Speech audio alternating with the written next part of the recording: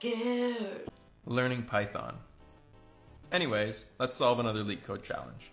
Today what we want to do is define a function which looks for the longest common prefix among a list of strings. So we have our string list here. We have flower, flow, and flight in our list, and as you can see, all of the three words share FL as their starting prefix. So the expected output of our function in this case would be FL.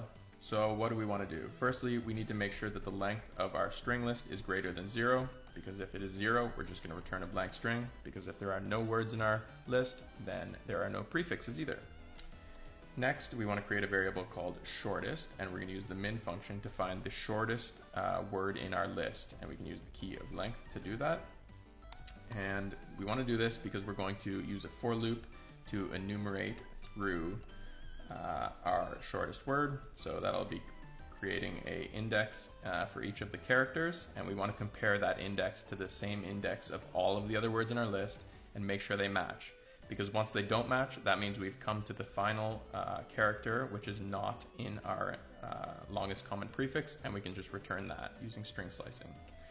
So for I and character in the enumerated version of shortest, and for j in the string list, so j is all of the other words, if j at the same index does not equal the character of the shortest word, then we can just return the shortest word up until the current index using string slicing.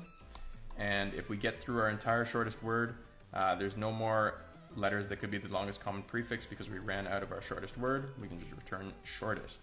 So this should return FL, and let's run it and find out. And it does. So we got FL here. Now I'm going to show you a much easier and kind of a cheat code on how you can actually solve this. So we can delete all of this here. We can use one line to do this. Let's just import OS, and here we can just return os.path.commonPrefix, and we're going to put strings, which is our string list, and let's return that and see what happens. FL. How would you solve this problem? Let me know in the comments below. Good luck!